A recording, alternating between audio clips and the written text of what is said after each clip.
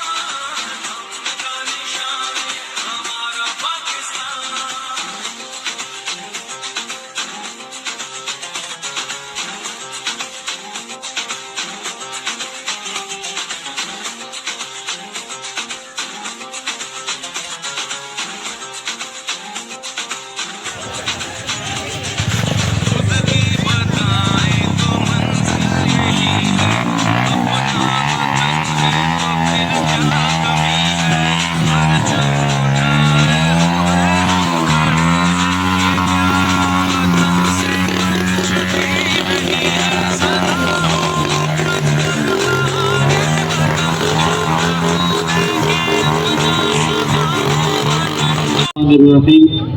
قال الله تبارك وتعالى في الكلام المجيد والفرقان الحميد: لا أقسم بهذا البلد وأنت حل بهذا البلد.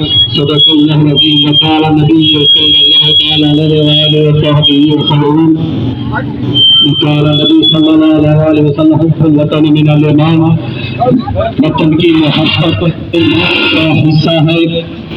دوستو، آج ہم الحمدللہ ثم الحمدللہ بڑی آزادی کے ساتھ سکھ کا سانس لے رہے ہیں. اگر سوچیے ذرا ایک لمحے کے لیے اس وقت کو جائیے کہ اگر پاکستان آزاد نہ ہوتا، ہمیں انگریزوں سے نکل کر ہندوؤں کی غلامی میں جانا پڑتا، تو ہندوستان کے مسلمانوں کو ذرا دیکھیے جو اپنے ہی ملک کے اندر رہتے ہوئے جو آزادی سے گائے کا گوشت نہیں کھا سکتے، جن کے بچے سکولوں میں جاتے تو ہیں لیکن وہاں پر ان کو قومی ترانہ پڑھنے کے بجائے نہ کہ رسول مکرم صلی اللہ علیہ وسلم پڑھنے کے بجائے ترنگا پڑھنا پڑتا ہے. ہم پر گائے کے گوشت کی پابندی ہوتی، ہم وہاں پر گائے کا گوشت نہیں کھا سکتے تھے. اگر تمہیں آزادی کی قدر نہیں ہے تو دیکھو کشمیر کے ان بچوں کو، کشمیر کی ان بیٹیوں کو جن کی عزت نادار کر دی گئی ہے. اگر تمہیں آزادی کی قدر نہیں ہے تو دیکھو اس بیٹی کی طرف جس کو آزادی کی خاطر، جسے اسلام کی خاطر اپنی عزت بھی بیچنی پڑی، جس کی عزت کو تار کر دیا گیا. اگر تمہیں آزادی کی قدر نہیں ہے تو جا کر دیکھو فلسطین کے ان بچوں کو جو ایک نماز کی خاطر اپنی جانیں گنوانے کے لیے تیار ہے، جو ایک نماز کی خاطر کئی جانیں گنوا دیتے ہیں.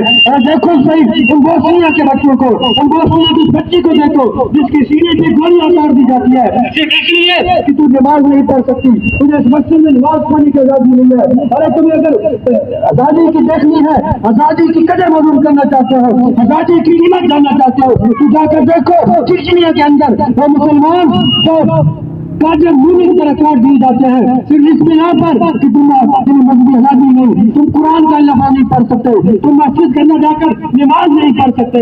آج الحمدللہ اللہ کا شکر ہے کہ ہم آزاد ہیں. جب ہم اس ملک کے ان بلند و بالا پہاڑوں کو دیکھتے ہیں تو ہماری مشامیں جان مٹہ ہو جاتی ہے.